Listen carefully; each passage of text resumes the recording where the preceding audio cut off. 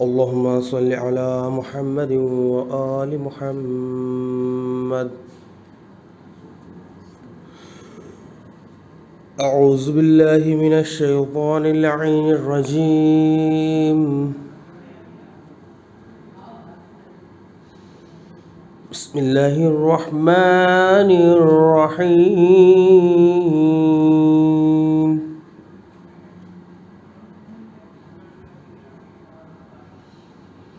ياسين.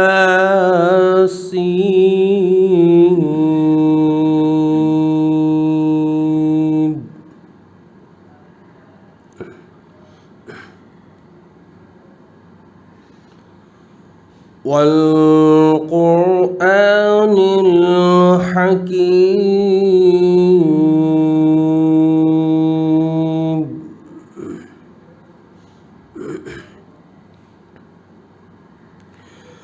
إنك لمن المرسلين على صراط مستقيم.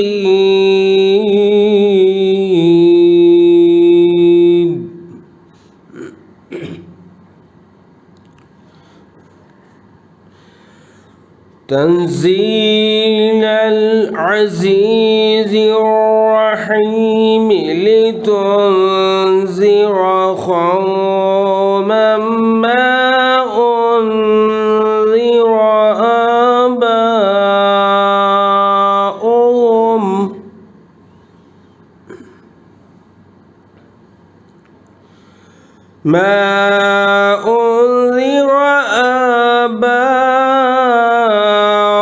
آباؤهم فهم غافلون.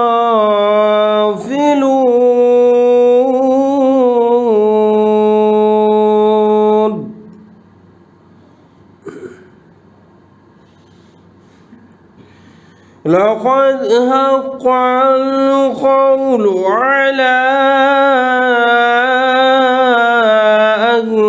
أكثرهم فهم لا يؤمنون.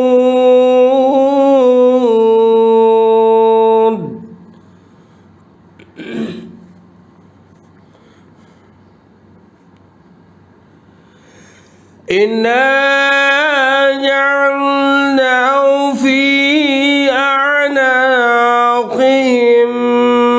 أغلالا فهي إلى الأذقان.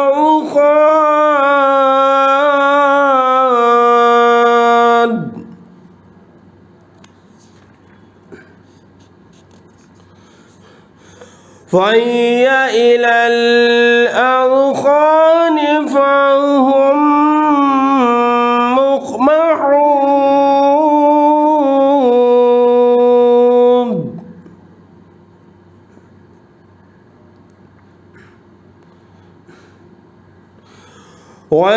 وجعلنا من بين أيديهم سدا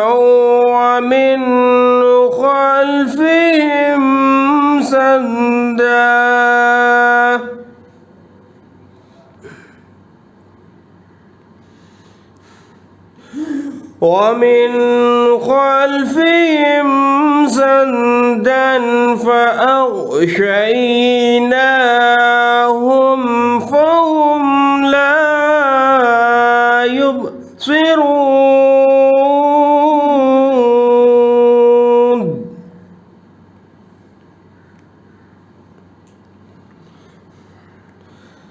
وسواء عليهم أأنذرتهم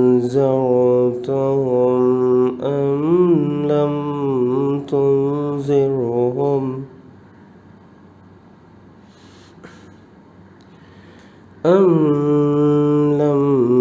تنذرهم لا يؤمنون.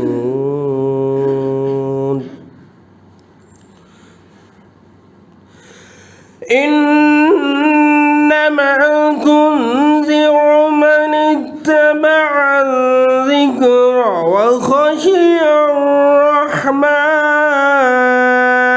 بالغيب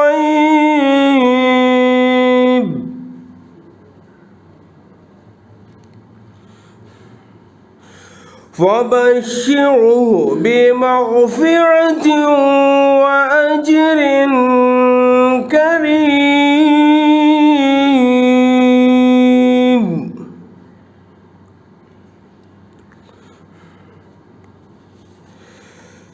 إنا نحن نحيي الموتى ونكتب ما قدموا وآثارهم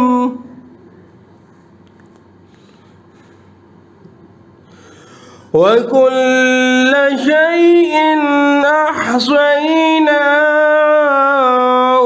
في إمام مبين.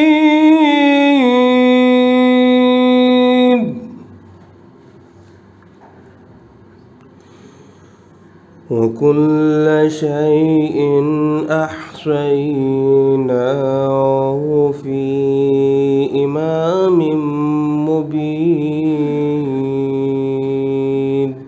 صدق الله العلي العظيم وصدق رسوله النبي الكريم ونحن على ذلك من الشاهدين والحمد لله رب العالمين وصلى الله على سيدنا محمد وآله الطاهرين. اللهم صل. ایک نعرہ صلوات.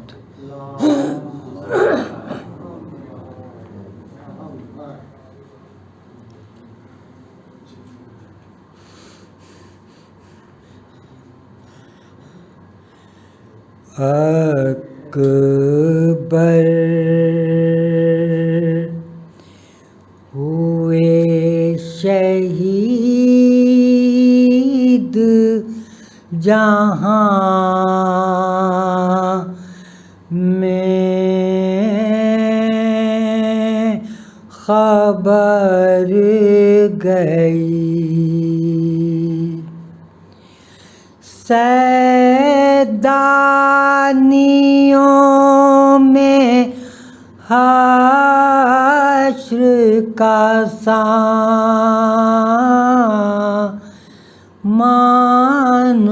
کر گئی. اکبر ہوئے شہید جہاں میں خبر گئی. دل تھام کے رباب نے دیکھا سوئے فلک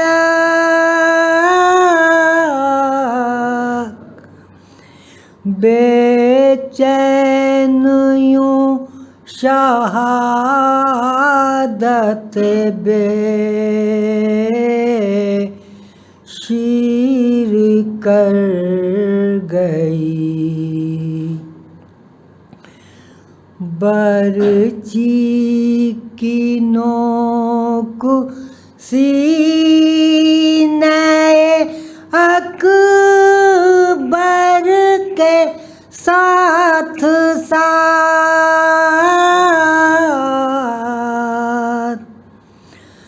دل میں پھوپھی کے ماں کے جگر میں اتر گئی. شان کٹے تو ہمت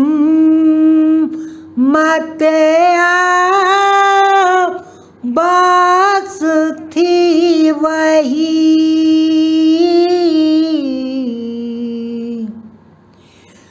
مشکیزہ جب چھیدا تو قیامت گزر گئی. بے شیر کے گلے جو ملا حر ملاقاتی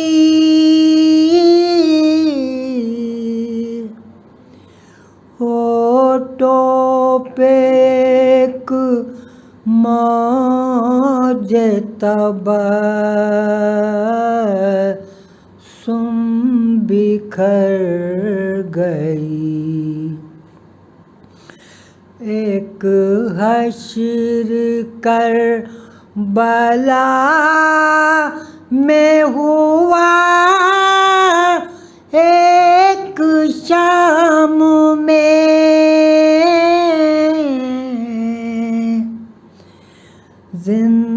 زندان میں سکینہ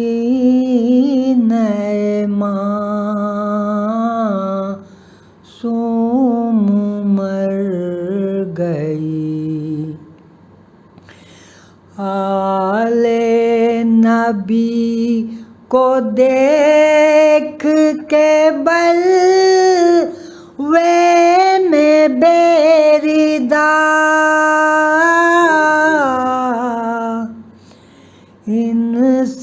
انسانیت جھکائے ہوئے سر گزر گئی سورج ہوا غروب کٹا سر حسین کا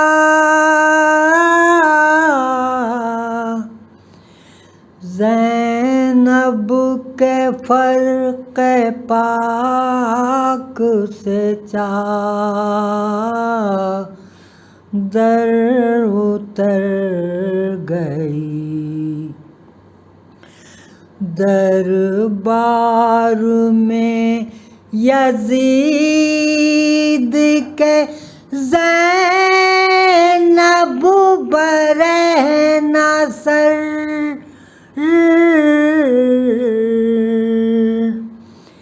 جی تو نہ چاہتا تھا کہ جائے مگر گئی قابو میں دل نہیں ہے بیاں کیا کرے نہال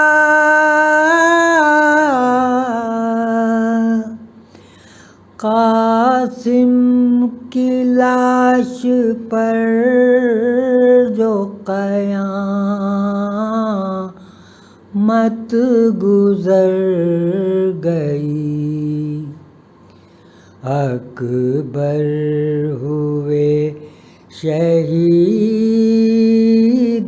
جہاں میں خبر گئی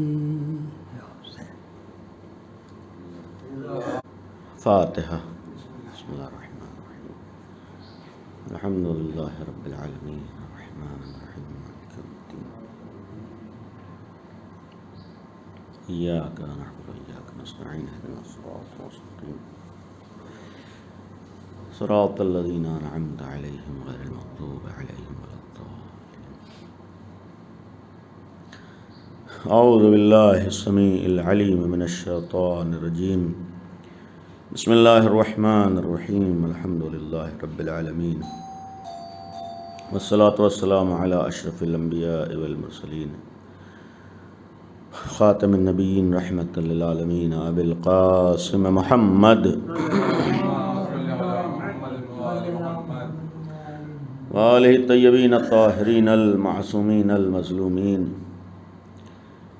لا سیما بقیت اللہ فی الارضین ارواحنا و ارواح العالمین لتراب مقدمہ الفدا ولعنت اللہ علی اعدائہم اجمعین اما بعد قال اللہ سبحانہ تبارک و تعالی وقولہ الحق اعوذ باللہ من الشیطان الرجیم انما ولیکم اللہ ورسولہ والذین آمنوا الذین یقیمون الصلاۃ ویؤتون الزکاۃ وہم راکعون. صلوات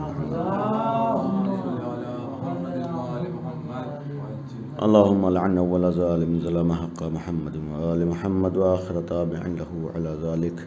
اللہم لعن العصابۃ التي جاہدت الحسین وشایعت وبایعت وتابعت على قتله. اللہم لعنهم جميعا. السلام علیک یا ابا عبداللہ وعلى الارواح التي حلت بفنائك. عليك مني سلام الله ابدا ما بقيت وبقي الليل والنهار ولا جعله الله آخر لحد مني لزيارتكم.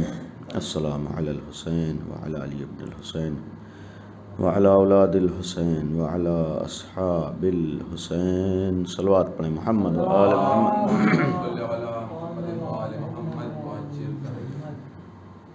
فضائل اہل بیت قرآن کی روشنی میں اس ذیل میں اپنی حد تک کچھ باتیں بیان کرنے کی کوشش ہوئی.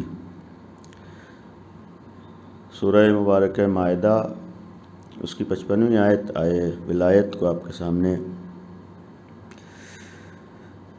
سرنامہ کلام قرار دیا. اس کے ضمن میں دوسری آیات بھی مسلسل بیان ہوتی رہی جس میں اہل بیت علیہ الصلوۃ والسلام کی حقانیت، اہل بیت کی فضیلت اور اہل بیت کے مرتبے کو بیان کیا گیا ہے.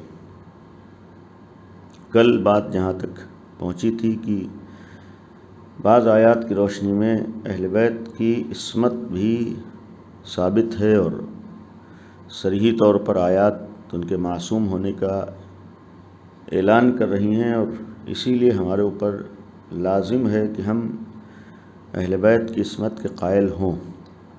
اور یہ عرض کیا تھا کہ ہمارے ہاں ملائکہ بھی معصوم ہیں، انبیاء بھی معصوم ہیں اور یہ چہاردہ شخصیات بھی معصوم ہیں. البتہ ان کی عصمت سب سے بالا تر ہے، یعنی دیگر انبیاء کی عصمت سے بھی چہاردہ معصومین کا درجہ برتر ہے، افضل ہے، ملائکہ سے بھی افضل ہے. اور ایک اور عصمت کے دائرہ ان معصومین کے علاوہ ہے جس میں کچھ افراد اہل بیت کے گھرانے میں وہ ہیں کہ جو اپنے عمل کے اعتبار سے معصوم ہیں، یعنی انہوں نے پوری زندگی خلاف عصمت کوئی کام نہیں کیا ہے. ان افراد میں مثلاً جناب عباس ہیں، جناب زینب ہیں، معصومہ قم جو خود مشہور ہی ہے معصومہ کے نام سے، 8ویں امام کی بہن جن کا روضہ قم میں ہے. اس طرح کی کچھ شخصیات ہیں کہ جو معصوم ہیں. یہاں عصمت میں یہ غلط فہمی نہ ہو کہ یہ وہی عصمت ہے بے عین ہی جس طریقے سے چہاردہ معصومین کی ہے. نہیں، اس 14 میں 15ویں کا تصور نہیں ہے، یعنی وہاں تک کوئی اور نہیں پہنچ سکتا. اسی لیے میں نے کل ایک جملہ بھی کہا تھا کہ اس کو عصمت کبریٰ کہا گیا ہے.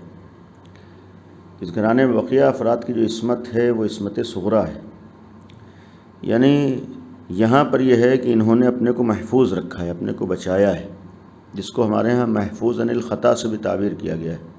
یعنی ان افراد کی عصمت کو یعنی خطاؤں سے محفوظ ہیں یہ. اور در حقیقت یہ محفوظ ہونا ان کے معرفت کی بنیاد پر تھا، ان کے علم کی بنیاد پر تھا، ان کے مرتبے کی بنیاد پر تھا، ان کے کمالات کی بنیاد پر تھا. اور اسی ذیل میں جو آیت صریحی طور پر ان افراد کے معصوم ہونے کا اعلان کر رہی ہیں وہ آیت تطہیر ہے. اور یہ بھی ایک واقعاً قابل غور چیز ہے کہ ہمارے ہاں اگر ہمارا عقیدہ اپنے ہاں ائمہ معصومین کی عصمت کے اوپر ہے تو دوسروں کے ہاں عقیدہ نہ ہونے کی وجہ ایک یہ بھی ہے، طنز اور اعتراض کی بات نہیں ہے، ایک حقیقت ہے کہ عقیدہ نہ ہونے کی ایک وجہ یہ ہے کہ وہاں کوئی صاحب عصمت نہیں ہے. یعنی ایسا نہیں ہے کہ ان کے ہاں ہو اور وہ مانتے نہ ہوں، نہیں، چونکہ امیر المومنین کو اس اعتبار سے ان کو ماننا نہیں ہے، امام حسن امام حسین کو اس اعتبار سے انہیں ماننا نہیں. بقیہ جن افراد کو حتیٰ امام علی کو اگر ماننا ہے تو پھر پہلے کسی اور کو ماننا ہے، پھر امام علی کو ماننا ہے. سب سے پہلے جنہیں ماننا ہے وہاں عصمت نہیں ہے، سب سے پہلے جنہیں ماننا ہے ان کے سلسلے میں عصمت ہے ہی نہیں ہے. جب عصمت نہیں ہے تو پھر عصمت کا عقیدہ نہیں ہو سکتا ہے. کبھی کبھی انسان اگر عقائد میں پیچھے ہٹتا ہے یا عقائد میں اس کے یہاں کوتاہیاں ہوتی ہیں، عقائد میں کمیاں آتی ہیں، اس کا ایک بہت بڑا راز یہ ہوتا ہے کہ کچھ ایسے عقیدے پہلے بنا چکا ہوتا ہے جو اس کے لیے مجبوری بن جاتی ہیں بعض عقائد کو تسلیم نہ کرنے کے لیے۔ ہمارے یہاں معاملہ ہے کہ الحمدللہ جو اللہ کی جانب سے احکامات ہیں، اللہ کی جانب سے جن عقائد کا ہمیں یقین کرنا ہے، ان عقائد کو ماننے میں پس و پیش اس لیے نہیں ہوتی ہے کہ ہم نے پہلے اپنی طرف سے کوئی عقیدہ نہیں بنایا ہے، بلکہ جو اللہ نے حکم دیا ہے وہ مانا ہے۔ دوسروں کے ہاں مشکل یہ ہے کہ انہوں نے پہلے عقیدہ بنا لیا ہے، پہلے ایک نظریہ قائم کر لیا ہے، یا یہ کہا جائے پہلے لوگوں کو مان لیا ہے، اس کے بعد ان کے بارے میں غور کرنا شروع کیا، عقیدہ رکھنا شروع کیا۔ ہمارے یہاں ہے کہ پہلے ہم نے اللہ کے حکم کو دیکھا، پھر افراد کو مانا ہے۔ وہاں افراد کو پہلے مانا ہے، پھر حکم کی طرف گئے۔ اب ظاہر بات جب افراد کو ہم لا کر کسی کو کرسی پہ بٹھا دیں، اس کے حساب سے اگر ہمیں عقیدہ قائم کرنا تو پہلے ہم دیکھیں گے کہ وہ کیسا ہے۔ جب ہم نے لا کے بٹھایا ہے تو ہم یہ دیکھیں وہ کیسا ہے، تبھی تو اس کے لیے شرائط معین کریں گے۔ ہم نے کوئی ادارہ کھول لیا، کوئی اسکول کھول لیا، کوئی کالج کھولا ہے، کوئی بھی ہم نے چیز قائم کی ہے، اس کے عہدے کے لیے، اس کے منصب کے لیے ہم کسی کو تلاش کرو۔ دو طریقے ہیں۔ ایک وقت یہ ہے کہ ہم نے اپنے تعلقات کی بنیاد پر، اپنی رشتہ داری کی بنیاد پر، اپنائیت کی بنیاد پر کسی کی وجہ سے ایک آدمی کو لے جا کے کرسی پر بٹھا دیا۔ اب جب ہم نے لے جا کے بٹھایا ہے تو پہلے شرطوں کا اعلان کرنے کے لیے ہم دیکھیں گے وہ کیسا ہے۔ ہم اس کے منصب کے شرطوں کے اعلان کے لیے دیکھیں گے وہ کیسا ہے، چونکہ اب ہم بٹھا چکے ہیں۔ ہمیں انہی شرطوں کو بیان کرنا ہے، ماننا ہے جو اس کے اندر پائی جاتی ہوں۔ مثال کے طور پر اگر مثلاً بالفرض وہ ہائی اسکول فیل ہے تو ہم یہ نہیں کہیں گے کہ وہ پڑھا لکھا آدمی ہو، یعنی ہم یہ شرط نہیں لگائیں گے کہ اس عہدے پر آنے کے لیے اس لیے کہ جسے ہم نے بٹھایا وہ ہائی اسکول بھی پاس نہیں ہے، تو اب ہم یہ نہیں کہہ سکتے کہ اس منصب کے لیے ضروری ہے کہ اس کے پاس اتنی ڈگری ہو، اتنا علم ہو۔ ناممکن ہے، ہماری یہ مجبوری ہے۔ ہم ایک شخص کو لے کر آئے کہ جس کے اندر غلطیاں پائی جاتی ہیں، خطا پائی جاتی ہے، تو ہم یہ شرط نہیں لگائیں گے کہ اس کے اندر کوئی غلطی نہ ہو اس منصب پر آنے والے کے لیے، اس لیے کہ ہم ایسے کو لا چکے ہیں جو خطا کار ہے۔ ہم یہ ایک آدمی کو ہم نے تعلقات کی بنیاد پر لا کے بٹھا دیا، وہ کچھ نہیں جانتا تھا۔ اب ہم شرط نہیں لگا سکتے ہیں کہ اس کے پاس مثلا 5 سال کا تجربہ ہو، اس لیے ہم شرط نہیں لگائیں گے چونکہ جس کو ہم نے بٹھایا ہے اس کے اندر تجربہ نہیں ہے۔ اگر ہم شرطیں بیان کرتے ہیں تو پھر ہم خود پھنسیں گے، معاملہ خود ہمارے اوپر ہے کہ بھائی آپ نے ایسے کو بٹھایا کیوں، ایسے کو یہاں پر لے کر کیوں آئے۔ یہ آج سب سے بڑی مجبوری، سب سے بڑی مشکل عالم اسلام کے لیے کہ عالم اسلام نے پہلے مانا ہے پھر شرطوں کی طرف آئے، لہٰذا وہ مجبوریاں بن گئی ہیں ان شرائط کے انکار کا۔ معاملہ اگر عصمت کا آتا ہے تو ظاہر سی بات ہے کہ سامنے والا یہ نہیں کہہ سکتا کہ معصوم ہونا چاہیے، اس لیے کہ پہلے جسے ہم نے مان لیا ہے وہاں گناہ پائے جاتے ہیں، وہاں معصیت پائی جاتی ہے، وہاں خطائیں پائی جاتی ہیں، وہاں 40 سال بت پرستی میں زندگیاں گزری ہیں، تو ایسے افراد کے لیے ہم یہ نہیں کہہ سکتے ہیں کہ ہاں معصوم ہونا چاہیے، لہذا وہ عقائد بھی ختم ہو جاتے ہیں۔ معاملہ یہ ہے کہ مثال کے طور پر عالم ہونا چاہیے، اب ہم جو لے کر آئے ہیں وہ عالم نہیں ہے تو ہم شرط نہیں لگائیں گے یہاں والا عالم ہونا چاہیے۔ ہمارے یہاں معاملہ یہ ہے کہ ہمیں پہلے فرد کو نہیں ماننا ہے، بلکہ پہلے اللہ کی طرف سے جو معیار ہے اس معیار کو دیکھنا ہے، اس معیار کے اوپر جو پورا اتر رہا ہو۔ اللہ نے جو ہمیں حکم دیا ہے، اللہ نے جو ہمارے سامنے قوانین بیان کیے ہیں، اللہ نے جو ہمارے سامنے شرائط بیان کیے ہیں، اللہ نے جو ہمارے سامنے ایک سانچہ پیش کیا ہے، ایک معیار دیا ہے، ہمیں اس معیار کے اوپر پرکھنا ہے، ہمیں اللہ کے دیے ہوئے معیار کو دیکھنا ہے۔ جو بھی اللہ کے معیار پر پورا اترے، اللہ نے جانشینی کے لیے، رہبریت کے لیے، امامت کے لیے جو معیار بیان کیا ہے، اگر کوئی اس معیار پر اترے گا وہ ہمارے لیے قابل قبول ہے، جو معیار پر نہ اترے وہ کوئی بھی ہو قابل قبول نہیں ہے۔ اور الحمدللہ اللہ نے جو ہمارے سامنے معیار بیان کیا ہے، اگر تاریخ میں کوئی اس معیار پر پورا اترا ہے تو تنہا 14 معصومین ہیں۔ ایک صلوات پڑھ دیں محمد و آل محمد۔ تو اہل بیت علیہ السلام کا معاملہ یہ ہے کہ جو بھی معیار اللہ کی جانب سے اس پہ پورے اتریں۔ اور ایک بہت بڑی فضیلت کا راز اہل بیت کا یہ بھی ہے کہ ان کے ہاں 12 ائمہ کی عظمت تو بہت زیادہ ہے، اس گھرانے کے بعض افراد ایسے ہیں کہ جو ان ائمہ تک پہنچنے کا وسیلہ بن گئے ہیں۔ یعنی دوسری جگہوں پر معاملہ یہ کہ خود انسان کے اندر اتنی فضیلت نہیں پائی جاتی جتنی آل محمد کے گھرانے میں ان کے غلاموں میں پائی جاتی ہے۔ یعنی یہ بھی ایک قابل غور ہے، یہ گویا صرف فخر کرنے کے لیے نہیں ہے، صرف زبانی تقریر کے لیے نہیں، بلکہ ایک حقائق ہیں۔ اور یہ بھی ایک حقیقت ہے کہ اہل بیت اور ان کا گھرانہ ہی وہ ہے جن کی عظمتوں کا اعتراف خالی ہم اور آپ نہیں کر رہے ہیں، جن کے کمالات کو ذکر ہم اور آپ نہیں کریں، بلکہ آل محمد دنیا میں وہ ہیں جن کے فضائل و کمالات کا اعتراف دشمنوں نے بھی کیا ہے۔ دشمنی کے باوجود، مخالفت کے باوجود، تعصب کے باوجود اگر دنیا میں دشمنوں نے کسی کی فضیلتوں کو مانا ہے وہ صرف آل محمد ہیں، ورنہ آپ کو نہیں ملے گا کہ کہیں کسی کی فضیلتوں کا اقرار دشمن کر رہا ہو۔ آپ کو نہیں نظر آئے گا کہ کسی کی فضیلتوں کا اعتراف کوئی مخالف کر رہا ہو۔ ہاں اگر کسی کی فضیلتوں کا اعتراف دنیا نے کیا ہے دشمنی کے باوجود، وہ اہل بیت ہیں، یہ خود ان کی حقانیت کی دلیل ہے۔ اور دوسری چیز یہ بھی عرض کروں کہ آج الحمدللہ ہم جتنے فضائل و کمالات کا اور جتنے خصوصیات کا اعلان آل محمد کے سلسلے میں کرتے ہیں، یا جو ہمارے عقائد ہیں، دنیا بھی اگر ان عقائد کی روشنی میں اہل بیت کو دیکھنا چاہے تو انکار نہیں کر سکتی۔ یعنی مثلا اگر ہم 12 اماموں کی عصمت کے قائل ہیں تو ایسا نہیں ہے کہ صرف ہم نے دعویٰ کر دیا ہے کہ معصوم ہے۔ ہر آدمی اپنے بزرگوں کو اچھا سمجھتا ہے، ہر آدمی اپنے گھر والوں کو اچھا سمجھتا ہے، ہر آدمی جسے مانتا ہے اسے اچھا سمجھتا ہے، لیکن ایک خود ماننا اور ہوتا ہے۔ اگر ہم نے اہل بیت کو مانا ہے تو صرف مانا نہیں ہے، بلکہ آج چیلنج ہے، گارنٹی ہے کہ کوئی دنیا کا انسان اہل بیت کی زندگی میں کوئی ایک غلطی اور خطا کا دھبا دکھا دے، نہیں نظر آتا ہے۔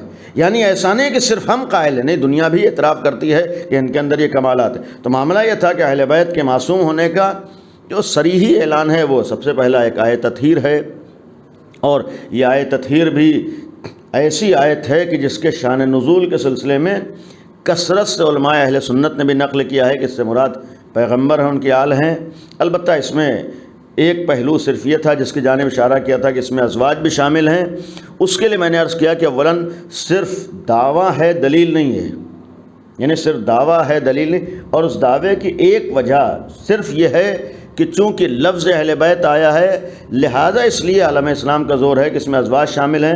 دوسری ایک وجہ یہ بیان کی کہ جن آیات کے درمیان اس وقت آیت تطہیر موجود ہے، چونکہ وہ آیات آگے پیچھے کی آیات ازواج پیغمبر کے سلسلے میں ہیں، لہٰذا عالم اسلام کا دعویٰ یہ ہے کہ یہ آیت بھی ازواج پیغمبر کے سلسلے میں بھی ہے، یعنی وہ بھی شامل ہے۔ البتہ اس کا بھی جواب الحمدللہ ہمارے ہاں کثرت سے موجود ہے۔ اولاً کسی بھی آیت کا کہیں پر ہونا دلیل نہیں ہے کہ آیت دوسری آیات کے ساتھ نازل ہوئی، اس لیے کہ آج قرآن میں تحریف نہ ہونے کے بعد ہر مسلمان کا یہ بھی عقیدہ ہے کہ قرآن کی جو اس وقت ترتیب ہے یہ نزول کے اعتبار سے نہیں ہے۔ یعنی ایسا نہیں ہے کہ جو آیت پہلے نازل ہوئی وہ پہلے ہو، اس کے بعد والی اس کے بعد ہو، یہ ترتیب نزول نہیں ہے، ہرگز نہیں ہے، اور اسے تحریف بھی نہیں کہتے ہیں۔ تحریف کا مطلب ہے اس میں آیات میں نہ کمی ہے نہ زیادتی ہے، لیکن یہ عقیدہ ہے کہ آیات اس ترتیب سے نہیں ہے۔ مثلا جو پہلی آیت نازل ہوئی آپ کو 30ویں پارے میں نظر آئے گی، جو آخری آیت نازل ہوئی ہے وہ 5ویں پارے میں ہے۔ یعنی یہ قرآن کریم میں، جب قرآن کریم میں آیات ترتیب سے نہیں ہیں تو پھر یہ دلیل نہیں بن سکتی ہے کہ فلاں آیات کے سامنے یہ آیات ہے لہذا پہلی آیات کا جو مصداق ہے وہی دوسری آیات کا ہوگا۔ ہرگز ایسا کوئی معاملہ نہیں ہے۔ ایک صلوات پڑھ دیں محمد و آل محمد۔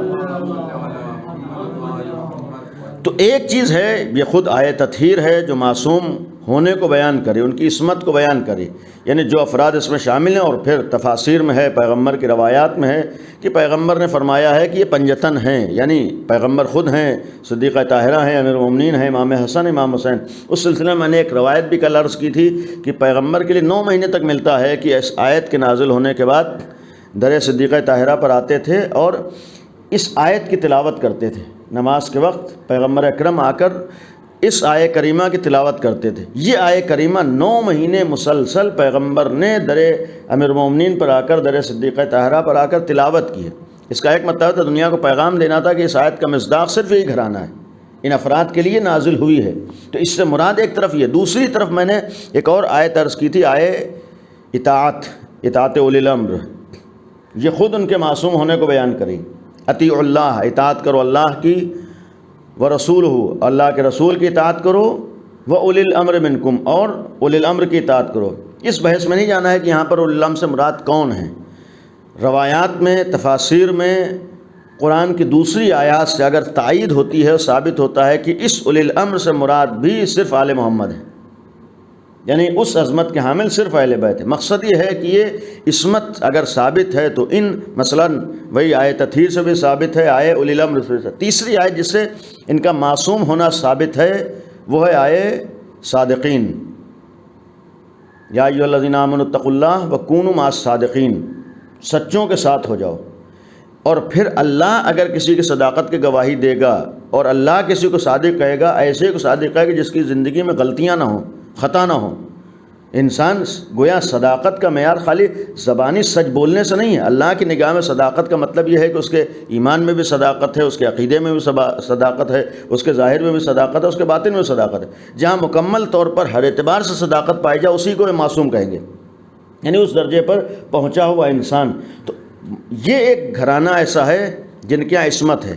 اب یہاں پر ایک قابل غور ہمارے لیے چیز ہے کہ ہم اسی گھرانے سے نسبت رکھتے ہیں، ہمارا تعلق اسی گھرانے سے ہے. آج اگر کسی گھرانے کی کوئی پہچان ہو، کسی خاندان کی کوئی پہچان بن جائے، تو آنے والی نسلیں چاہتی ہیں کہ ہم اس پہچان کو باقی رکھیں. یعنی اگر کوئی پہچان کسی خاندان کی ہو، کسی گھرانے کی ہو، تو پھر آنے والے نسلوں کی ذمہ داری ہوتی ہے کہ اس پہچان کو باقی رکھیں. اور آج کسی حد تک فکر بھی ہوتی ہے کہ ہم اس گھرانے کے، ہمارے دادا فلاں تھے، ہمارے باپ فلاں تھے. آدمی سوچتا ہے کہ ہم اس پہچان کو باقی رکھیں. اگر ہم لوگ اپنے خاندان کی شناخت کو اور پہچان کو باقی رکھنے کی فکر کرتے ہیں، تو پھر اہل بیت کی طرف نسبت دینے کے بعد جو اہل بیت کا امتیاز اور اہل بیت کی شناخت اور اہل بیت کی پہچان تھی، اس کا باقی رکھنا بھی ہماری ذمہ داری ہے. اگر اہل بیت کی شناخت اور پہچان مثلاً ان کا علم تھا، تو آج ہماری ذمہ داری ہے کہ ہم بھی علمی پہچان اپنی بنائیں. اگر اہل بیت کی شناخت ان کی عصمت تھی، تو آج ہماری ذمہ داری ہے کہ ہم بھی اپنے کو گناہوں سے بچائیں. فخر اس وقت ہونا چاہیے، ناز اس وقت ہونا چاہیے کہ جس گھرانے کی طرف، جس خاندان کی طرف ہم اپنے کو منسوب کر رہے ہیں، وہ سب سے ایک بہت اہم پیغام، ان کی سیرت اور ان کا امتیاز، وہ معصوم ہے. جب وہ معصوم ہے تو ہم اسی گھرانے سے تعلق رکھتے ہیں. ہم دنیا کو دیکھ کے نہیں کہہ سکتے وہ کیا کر رہی ہے. اگر آج دنیا والے گناہوں کی طرف جا رہے ہوں تو انہوں نے ایسے کو رہبر مانا ہے جو معصوم نہیں ہے. لیکن اگر ہمارے قدم گناہوں کی طرف جا رہے ہوں تو یہ ہمارے لیے افسوس ہے کہ اس لیے کہ ہم نے ایسے کو رہبر مانا ہے جو معصوم تھا. یعنی ہم ایسے کے ماننے والے جس کی عصمت ہے.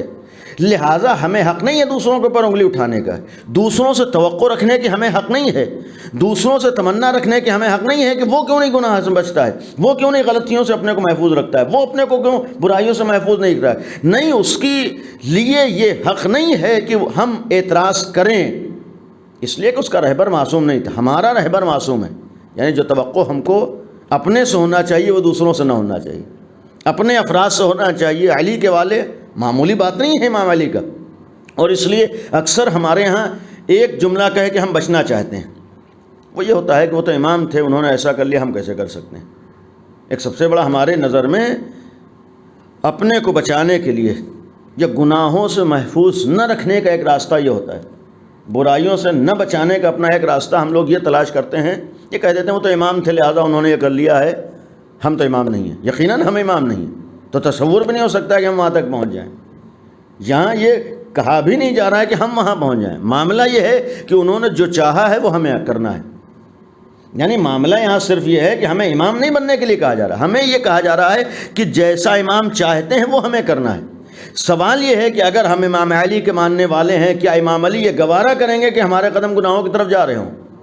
اگر ہم جناب سیدہ کے چاہنے والے ہیں تو کیا جناب سیدہ یہ گوارا کریں گے کہ ہم گناہ کر رہے ہوں؟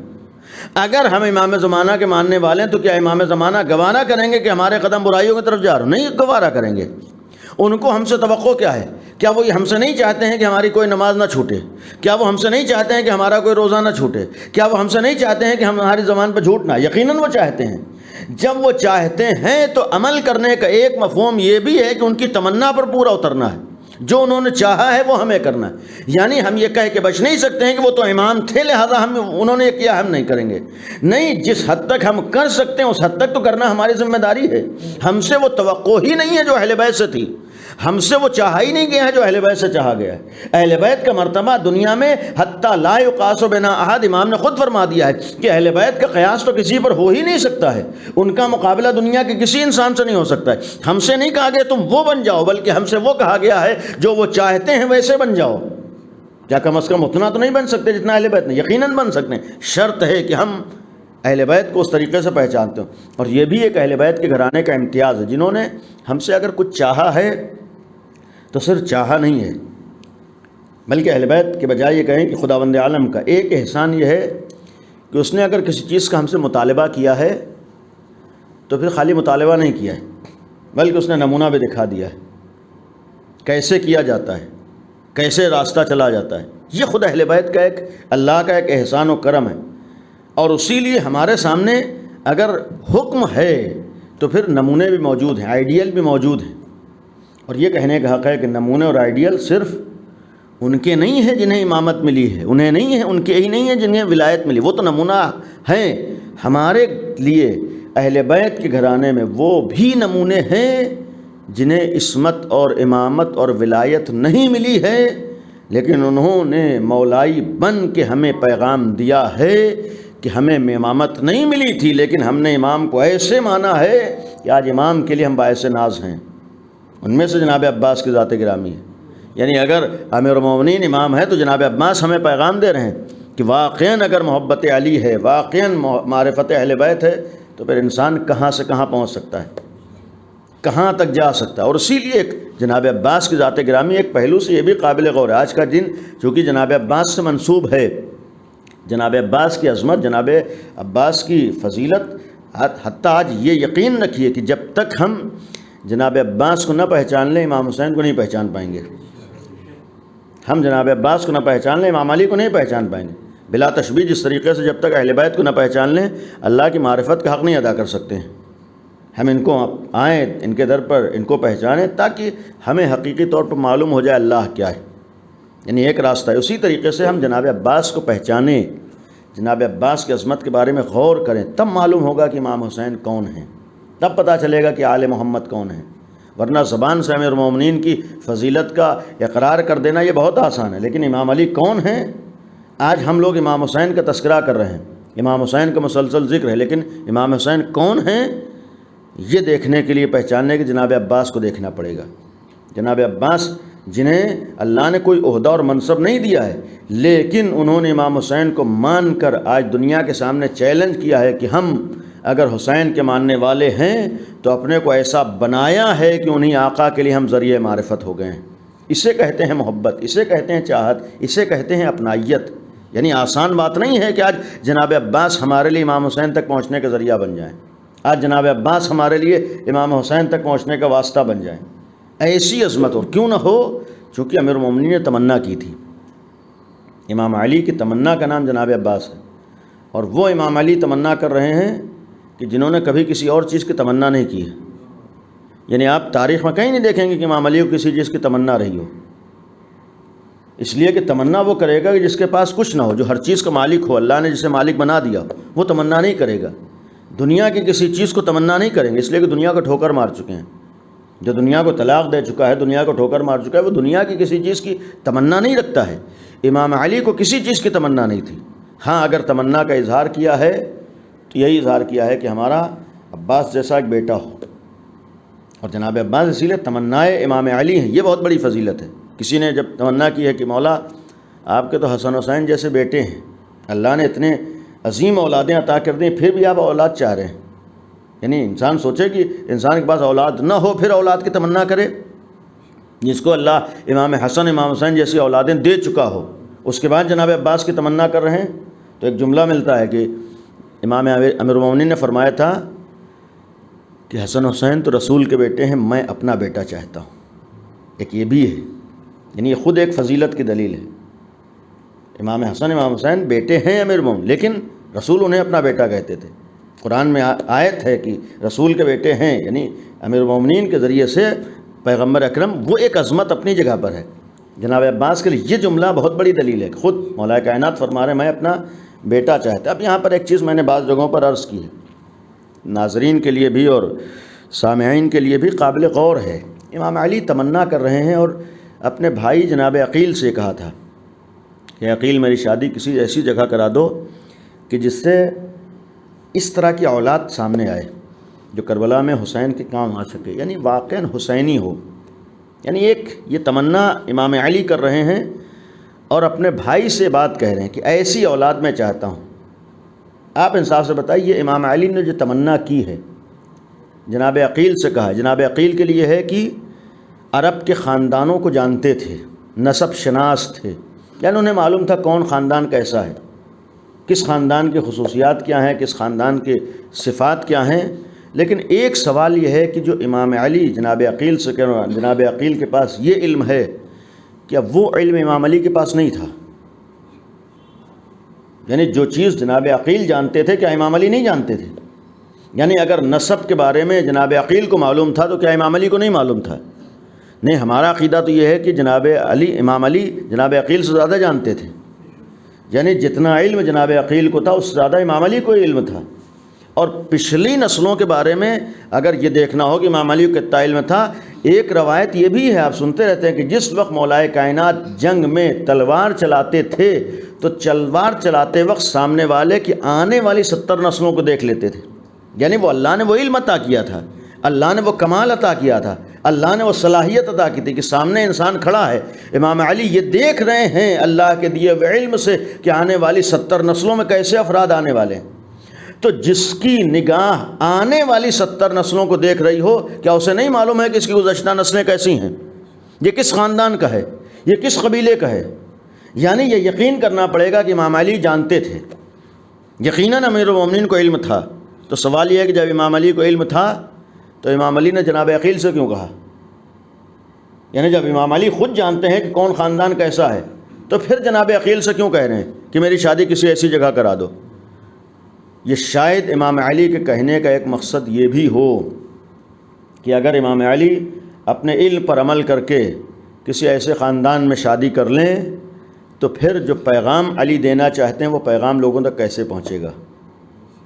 جو علی اپنے آنے والی نسلوں کو ایک درس دینا چاہتے ہیں، ایک جوانوں کے سامنے ان کا ایک پیغام ہے، وہ پیغام کیسے پہنچے گا؟ اس لیے کہ یاد رکھے، کبھی کبھی اگر اہل بیت کی کوئی فرد اپنے سامنے والے سے کچھ کہہ رہی ہو یا سوال کر رہی ہو تو اس کا مقصد لوگوں کو پیغام دینا ہوتا ہے، ایسا نہیں ہوتا ہے کہ امام کو نہیں معلوم ہے۔ اگر امام علی امیر المومنین امام حسن سے وصیت کر رہے ہیں تو اس کا مطلب یہ نہیں ہے کہ امام حسن ایسے نہیں ہیں اور امام کہہ رہے ہیں تم ایسے بن جاؤ، نہیں، امام حسن کو ذریعہ بنایا ہے لوگوں تک پیغام پہنچانے کے لیے۔ اگر مثلا ایک امام دوسرے امام سے سوال کر رہا ہے تو یہ دوسروں کو درس دینا، دوسروں کو پیغام دینا مقصود ہوتا ہے۔ یعنی اگر امام علی نے جناب عقیل سے تمنا کی ہے تو ایسا نہیں ہے کہ علی کو نہیں پتہ ہے، نہیں، امام علی کو پتہ ہے کہ تمنا کر کے نوجوانوں کو پیغام دے رہے ہیں، آنے والی نسلوں کو پیغام۔ سوال یہ ہے کہ پیغام کیا تھا؟ پیغام یہ ہے کہ امام علی نے فرمایا کہ میں ایسی اولاد چاہتا ہوں جو کربلا میں حسین کے کام آئے، ایسی اولاد چاہتا ہوں جو ان صفات کی حامل ہو۔ عباس جیسی اولاد کی تمنا تھی۔ جب عباس جیسی اولاد کی تمنا تھی تو امام نے کیا فرمایا؟ میری شادی کسی ایسی جگہ کرا دو جن سے ان صفات کی حامل اولاد ہو۔ اس کا مطلب ہے کہ حسین ابن علی یہ امام امیر المومنین یہ پیغام دے رہے تھے کہ اگر یہ تمنا ہے کہ تمہاری نسلیں در اہل بیت سے وابستہ رہیں، اگر تمہاری یہ تمنا ہے کہ تمہاری نسلیں حسینی بن جائیں، اگر یہ تمہاری تمنا ہے کہ تمہاری اولاد ابو الفضل عباس کے در سے وابستہ رہے، اگر تمہاری یہ تمنا ہے کہ تمہاری نسلوں تک ولایت آل محمد پہنچے، تو صرف تمنا سے کچھ نہیں ہوتا ہے، بلکہ یہ بھی غور کرو کہ جس کو اپنے زندگی کا ساتھی بنا رہے ہو اس کے پاس کیا ہے۔ جسے اپنے زندگی کا ساتھی بنا رہے ہو، آیا اس کے پاس دین ہے یا نہیں ہے، اس کے پاس ولایت ہے نہیں ولایت ہے، اس کے پاس معرفت ہے نہیں معرفت ہے۔ یعنی اس تمنا کا ایک مقصد یہ بھی تھا کہ نسلوں تک جس چیز کا سب سے زیادہ اثر ہوتا ہے وہ یہی معرفت ہوتی، یہی دین ہوتا ہے۔ آج ہم لوگ جس وقت دوستیاں ہوتی ہیں، تعلقات ہوتے ہیں جو یقیناً شرع میں جائز نہیں ہیں، آج نوجوان ہوئے اور پھر دوستیوں کی فکر ہو جاتی، اور کتنی دوستیاں ہوتی ہیں، اور ان دوستیوں کبھی کبھی نتیجہ ہوتا ہے کہ ہمیں زندگی کے ساتھی بنانا ہے۔ ہم یہ بھول جاتے ہیں کہ ہمارے سلسلے میں ہمارے کندھوں پر نسلوں کی بھی ذمہ داریاں ہیں۔ یہ وقتی معاملہ نہیں ہے، یہ چند دنوں کا معاملہ نہیں ہے، یہ نسلوں کا معاملہ ہے، اور اس نسلوں کی ذمہ داری ہمارے اوپر ہے۔ ہمیں یہ دیکھنا ہے کہ آنے والی نسلیں محب اہل بیت ہوں گی یا نہیں ہوں گی، آنے والی نسلیں حسینی ہوں گی نہیں ہوں گی، آنے والی نسلوں تک ولایت پہنچے گی نہیں پہنچے گی۔ اگر یہ فکر ہے تو ایسے کو زندگی کا ساتھی بنانا ہے جس کے پاس دین پایا جاتا ہو، ایسے کو زندگی کا ساتھی بنانا ہے جس کے پاس ولایت اہل بیت پائی جاتی ہو، نہ یہ کہ اگر دوستی ہو گئی تو ہم تو بزید ہو جاتے ہیں کہ زندگی کا ساتھی اسی کو بنانا ہے۔ نہیں، یہ چند روز کا معاملہ نہیں، یہ ایک بہت بڑی ذمہ داری ہے جسے علی ابن ابی طالب اس شکل میں ہمیں پیغام دے رہے ہیں۔ اور پھر جناب عباس جیسی ذات اگر سامنے آئی ہے، یہ یاد رہے کہ اس میں ایک بہت بڑا اثر جناب ام البنین کا بھی تھا، اس لیے کہ ماؤں کے اثرات اولاد تک جاتے ہیں، باپ کا بھی اثر اولاد میں ہوتا ہے اور ماں کا اثر بھی اولاد میں ہوتا ہے۔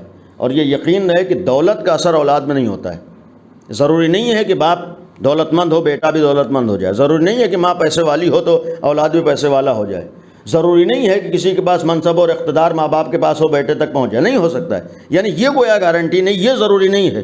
لیکن ہاں، اگر ماں باپ کے پاس دین ہوگا تو یہ اولاد تک پہنچے گا، اگر ماں باپ کے پاس ولایت ہوگی تو یہ اولاد تک پہنچے گی، اگر ماں باپ کے پاس معرفت اہل بیت ہوگی تو یہ اولاد تک پہنچے گی۔ یعنی جو چیز اولاد تک پہنچے گی اسے ہمیں معیار بنانا ہے۔ اسی لیے معصوم نے فرمایا ہے، معصوم کی حدیث ہے کہ اس موقع پر کہ جب تم زندگی کا ساتھی تلاش کرو تو دنیاوی چیزوں کو نہ دیکھو، تم دولت کو معیار نہ بناؤ، تم شہرت کو معیار نہ بناؤ، تم ظاہری خوبصورتی کو معیار نہ بناؤ، بلکہ جس چیز کو معیار بناؤ وہ تمہارے لیے دین ہونا چاہیے، تمہارے لیے معرفت اہل بیت ہونا چاہیے، تمہارے لیے ولایت ہونا چاہیے، اس لیے کہ یہی وہ چیز ہے جو آنے والی نسلوں تک جاتی ہے، یہی چیز ہے جسے باقی رہنا ہے۔ اس لیے جناب ام البنین جیسا، اور اگر تاریخ میں دیکھیں جہاں تک اثرات کی بات ہو، باپ کے بھی اثرات ہوتے ہیں، ماں کے بھی اثرات ہوتے ہیں، یعنی اثرات سے انسان شاید ہی ایسا ہو بعد میں تبدیل ہو جائے، ورنہ جو اس کے اندر ہے وہ اثرات آتے ہیں۔ اس کے ایک نمونہ ہلکا سا تاریخ میں موجود ہے، مولائے متقیان جن کی عظمتوں کو عام انسان نہیں سوچ سکتا ہے، ان امیر المومنین کی اگر آپ اولادیں دیکھیے، مولائے کائنات کے بیٹوں میں امام حسن امام حسین ہیں، انہی امام علی کی اولادوں میں جناب عباس ہیں، اور انہی امیر المومنین کی اولادوں میں جناب محمد ابن حنفیہ ہیں۔ یعنی یہ تین بیٹے امام علی کے۔ میں اس لیے عرض کر رہا ہوں کہ ان تینوں بیٹوں میں اگر آپ دیکھیں زمین آسمان کا فرق ہے، یعنی امام حسن امام حسین کی عظمتیں بہت زیادہ ہیں، وہاں تک جناب عباس نہیں پہنچ سکتے ہیں۔ جناب عباس کی جو عظمت ہے وہاں تک جناب محمد حنفیہ نہیں ہیں۔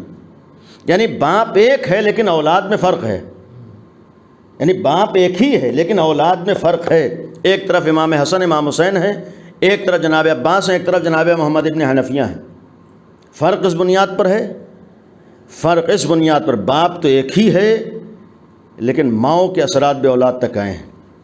جن کی ماں صدیقہ طاہرہ ہیں وہ امام حسن امام حسین ہیں، جن کی ماں جناب ام البنین ہیں وہ جناب عباس ہیں۔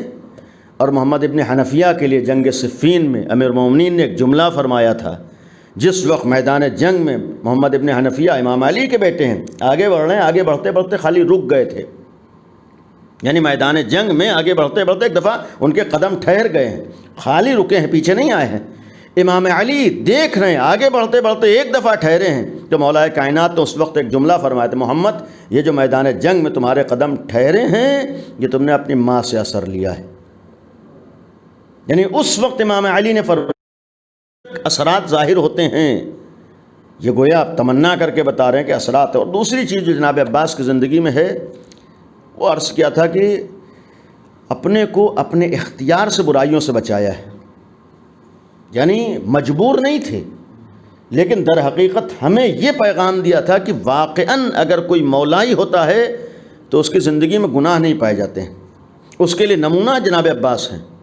جناب عباس کے آج معصوم ہونے کا ایک مطلب یہ ہے کہ ہمیں جناب عباس کو نگاہوں میں رکھ کر اپنے لیے نمونہ عمل اور آئیڈیل بنا کر اپنے کو بھی ویسا بنانا ہے کہ ہماری زندگی میں گناہ نہ پائے جاتے ہوں، ہماری زندگی میں معصیت نہ پائے جائے۔ اس لیے جو میں نے ابتدا میں کہا تھا کہ یہ کہہ کے ہم بچنا چاہتے ہیں، وہ تو امام تھے لہذا انہوں نے ایسا کر دیا۔ جناب عباس ہمارا نمونہ ہے کہ ہم تو امام نہیں تھے لیکن ہم نے محبت کو کس طریقے سے بچایا ہے، ہم نے محبت کی کیسے لاج رکھی ہے۔ جب ہم گناہوں کی طرف نہیں گئے ہیں تو پھر عباس والے ہو کر تم بھی، اور یہ معمولی عظمت نہیں ہے۔ جناب عباس کی زندگی میں گناہ کرنا دور کی بات ہے، وہاں تصور گناہ بھی نہیں تھا۔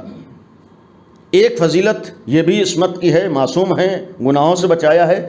آخری بات ہے اسی فضائل و کمالات کا، ماں کے اثرات ہیں، اپنے کو یہاں تک پہنچایا ہے، کوئی خطا نہیں ہے، محفوظ عن الخطا ہیں۔ اور ایک آخری بات ہے جناب عباس کی جو ہمارے یہاں معمولاً نہیں آ پاتی ہے۔ جناب عباس کی شجاعت کے تذکرے، بہادری کے تذکرے، طاقت کے تذکرے بہت ہوتے ہیں، اور یقیناً ان کی بہادری تھی، شجاعت تھی، بہت ہی طاقتور ذات جناب عباس تھے، وہ سب اپنی جگہ مسلم ہے۔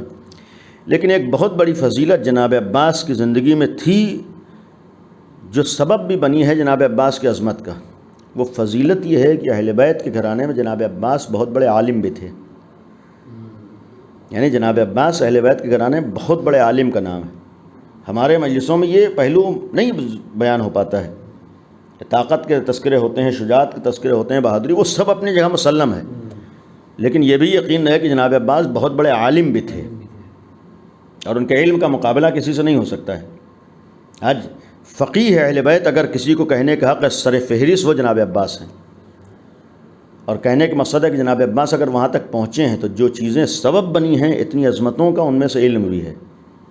یعنی اگر ہمیں بھی صاحب فضیلت بننا ہے اہل بیت کے در پر تو ہمیں بھی علم کو اہمیت دینا پڑے گا.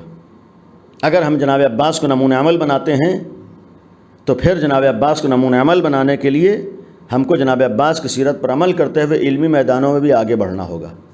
جناب عباس کے معاملہ یہ ہے کہ دیکھیے اہل بیت کے گھرانے کا ایک ادب کا طریقہ اور تہذیب کا طریقہ یہ تھا کہ جب تک بڑا موجود ہے چھوٹا اپنے کو اپنی طرف سے ظاہر نہیں کرتا تھا. یعنی یہ ایک ان کے گھر میں تہذیب کا طریقہ تھا کہ مثلا بڑا موجود ہے چھوٹا اپنے کو ظاہر نہیں کرے گا. مقصد یہ ہے کہ اگر جناب عباس کے فضائل کمالات ہم تک نہیں پہنچے اس کا ایک سبب یہ بھی ہے کہ جناب عباس خود سے اپنے فضائل کو ظاہر نہیں کرتے تھے. یعنی کہیں نہیں اظہار کرتے تھے ہمارے اندر یہ فضیلت. خود بخود جو لوگوں تک پہنچ گئی وہ اپنی جگہ پر ہیں, ذکر ہوئی ہیں, خود بخود لوگوں کو معلوم ہو گئی وہ نقل ہوئی ہیں روایات میں. لیکن جناب عباس نے کہیں بھی حتیٰ اپنے علم کو مثلا ظاہر نہیں کیا ہے. چونکہ امام حسن جیسا ایک امام ان کے سامنے موجود ہے, امیر المومنین جیسا ایک عالم ان کے سامنے موجود ہے, امام حسین جیسا ایک عالم ان کے سامنے موجود ہے. تو یہ بھی ایک تہذیب کا طریقہ تھا. جب امام موجود ہے تو جناب عباس خاموش ہیں, جناب عباس آگے قدم نہیں بڑھائیں گے, جناب عباس اپنی طرف سے اظہار علم نہیں کریں گے. مولا موجود ہے لہذا اگر مولا خود بھیج دیں تو پھر اس لیے جناب عباس کی بہت سی فضیلتیں ہم تک نہیں پہنچ سکی ہیں, ورنہ انتہائی عظیم الشان شخصیت ہے. اور ان میں سے یہ علم کے سلسلے میں ایک پہلو خالی قابل غور ہے. آپ نے اکثر سنا ہوگا کہ امیر المومنین کو یہ تمنا تھی. آج ہم لوگ بھی امام علی کے چاہنے والے ہیں, یہ بھی ہمیں پتہ ہو کہ امام علی کی تمنا کیا تھی. امام علی کی تمنا ایک تھی جس کا اظہار خود نہج البلاغہ میں موجود ہے, کیا تھا. تمنا یہ تھی کہ اس سینے میں علم موجود ہے لیکن لینے والا نہیں ہے. مولا کائنات کو یہ تھا کہ کوئی علم لینے والا نہیں. یعنی امام علی یہ چاہتے تھے کہ لوگ علم حاصل کریں. تو اگر ہم بھی علی والے ہیں تو ہمیں یہ طے کرنا ہوگا کہ ہم امام علی کی تمنا کو پورا کر کے جتنا علم حاصل کر سکتے ہیں اتنا علم حاصل کریں گے. یہ تھوڑا بہت پڑھ لینا تو ہر ایک کو آتا ہے. اگر علی والے ہیں تو ہمیں اتنا پڑھنا ہے کہ ہم سب سے آگے رہیں. آج واقعاً اگر ہم شان سے کہیں گے کہ ہم علی والے ہیں تو ہمیں تو فخر کرنے کا حق اس وقت ہے کہ ہم امام علی کی سیرت پر عمل کرتے ہوئے کم از کم علمی میدانوں میں سب سے آگے کھڑے ہو کر دکھائیں. آج ہمیں ذمہ داری یہ ہے کہ ہم دنیا کے سامنے یہ ثابت کریں کہ چونکہ ہم علی والے ہیں لہذا کم از کم ہم علم میں کسی سے پیچھے نہیں ہیں. آج ہونا تو یہ چاہیے ہمارے نوجوانوں کو, ہمارے بچوں کو, جس اسکول میں ہوں جس کالج میں ہوں, سب سے آگے رہ کر ثابت کریں کہ علی والے ہیں لہذا پیچھے نہیں ہو سکتے. اس لیے کہ ہمارے اہل بیت علم میں کسی سے پیچھے نہیں تھے. جناب عباس معمولی. اور پھر جب امام علی کی تمنا ہے تو ہمیں تو امیر المومنین کی تمنا کو بھی نگاہوں میں رکھنا ہے. امام علی چاہتے ہیں کہ میں علم لوگوں کو دے دوں, جہالت سے دنیا سے جہالت کا خاتمہ ہو. اور اسی تمنا کے لیے یا امیر المومنین کی تمنا ایسے افراد نہیں مل پائے کہ جنہیں علم عطا کر دیتے جو سینے میں موجود تھا. اگر ملے ہیں تو بہت کم افراد ملے ہیں. جناب سلمان, جناب ابو ذر جیسے افراد تھے جنہوں نے علم حاصل کیا ہے, لیکن جتنا علم اس سینے میں موجود تھا جس حد تک جتنے زیادہ لوگوں کو حاصل کرنا چاہیے تو لوگوں نے حاصل نہیں کیا. یہ بھی اس دور کا ایک المیہ تھا کہ علی جیسا ایک عالم موجود تھا, لوگ علم لینے والے نہیں تھے. اور خود امام علی کہتے تھے تب بھی لوگ علم آ کر, یہ جو دعویٰ تھا اس دعوے کا ایک مفہوم تھا سلونی, یعنی جو بھی پوچھنا ہو پوچھ لو, میں موجود ہوں, جو علم حاصل کرنا ہو علم حاصل کر لو. لوگ آ کر سوال یہ کرتے تھے ہمارے سر میں کتنے بال ہیں. یہ انسان کی بدبختی ہے کہ ایک عالم موجود ہو اس کے سامنے آ کر بجائے اس کے کہ اپنے علم میں اضافہ کرے ایسے سوالات کرے کہ سامنے والے کو ہمیں آزمانا ہے.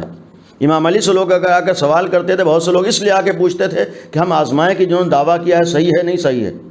لوگ آ کر اس لیے سوال کرتے تھے کہ ہم ان کو جھوٹا ثابت کر دیں معاذ اللہ. لوگ اس لیے آ کر سوال کرتے تھے کہ تو دعوے دار بہت ہیں, ایسا سوال کر لو کہ پھر یہ دعویٰ نہ کر پائیں. یعنی اس نیت سے لوگ آ کر پوچھتے تھے.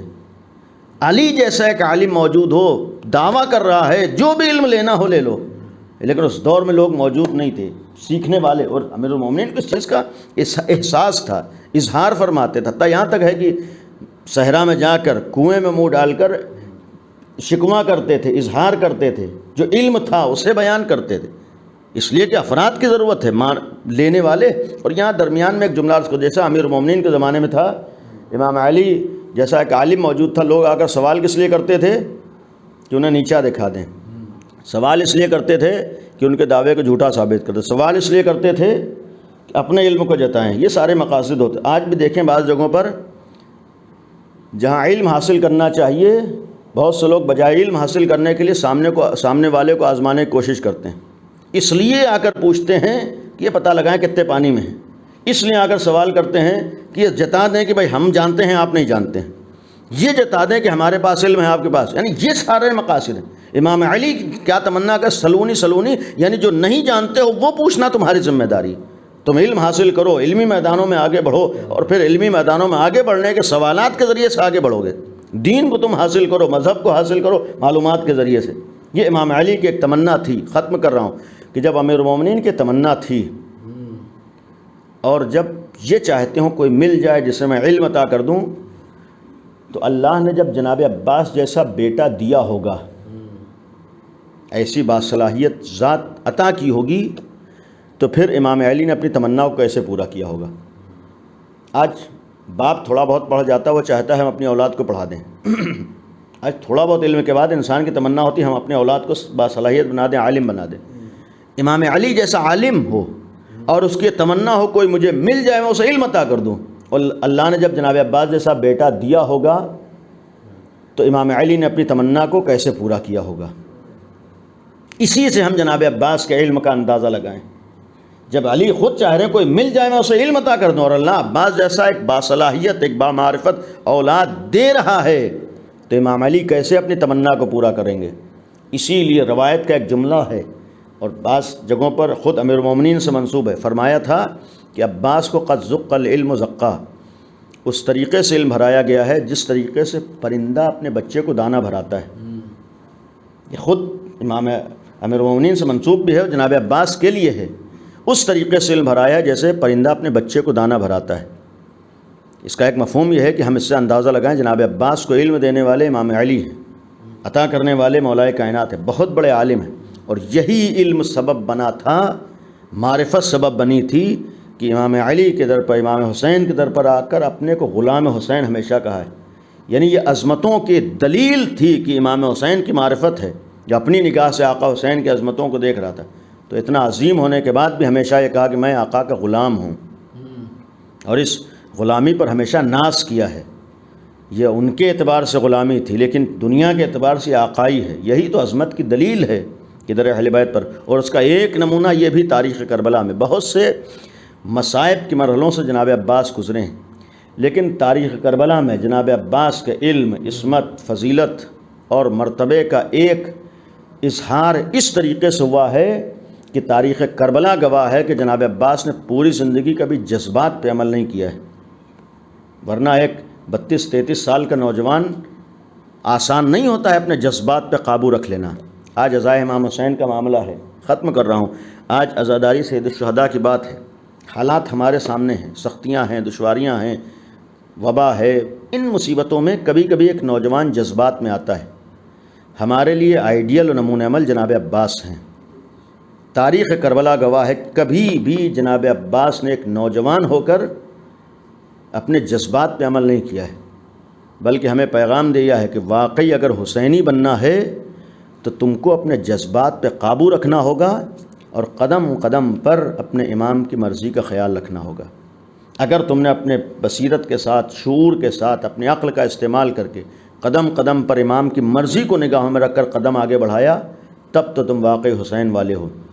لیکن خالی جذبات میں بہہ جانا یہ حسینیت کی دلیل نہیں ہے، جوش میں آ جانا یہ جناب عباس کے غلام ہونے کی دلیل نہیں ہے۔ اگر ہم آج غلام جناب عباس ہیں تو ہمیں اس وقت ناز کرنے کا حق ہے کہ ہم بھی جب وقت ہمارے سامنے آ جائے تو اپنے جذبات پر قابو رکھ کر امام کی مرضی پر عمل کرنے کے مزاج بنا لیں۔ آج ہوتا ہے بہت سے موقعوں پر، جلوس کی بات ہے، انجمنوں کی بات ہے، عزاداری کی بات ہے، تعزیے کی بات ہے، امام باڑے کی بات ہے، ایک نوجوان جذبات میں آ جاتا ہے۔ اس کے لیے جناب عباس آئیڈیل ہے کہ جذبات میں بہہ جانا یہ حسینیت کی دلیل نہیں ہوتی ہے، اپنے جذبات میں قابو نہ رکھ پانا یہ جناب عباس کے راستے پر آنے کی دلیل نہیں ہے۔ اگر عباس والے ہو، اگر حسین والے ہو تو اپنے جذبات پہ قابو رکھو، یہ طے کرو کہ اس وقت تمہارا امام کیا چاہتا ہے۔ اگر امام کی مرضی ہو تو پھر ہمارے درمیان نہ تو انجمن کے سلسلے میں کوئی اختلاف ہو سکتا ہے، نہ عزاداری کے سلسلے میں کوئی اختلاف ہو سکتا ہے، نہ جلوسوں کے سلسلے میں کوئی اختلاف ہو سکتا ہے، نہ تو تعزیہ داری کے سلسلے میں اختلاف ہو سکتا ہے۔ یعنی جب ہمیں جناب عباس کو سامنے رکھ کر جذبات پہ قابو رکھنا ہے تو ہمیں یہ طے کرنا ہوگا کہ اس وقت ہمارا امام ہم سے کیا چاہتا ہے۔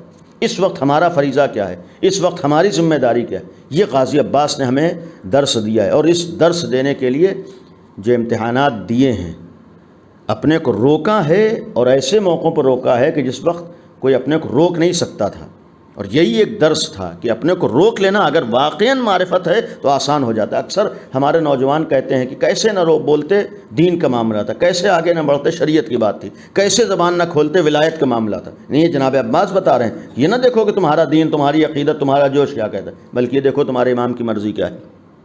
جناب عباس زندگی میں یہ ناممکن تھا کہ جناب علی اصغر 3 دن پیاسے رہ جائیں۔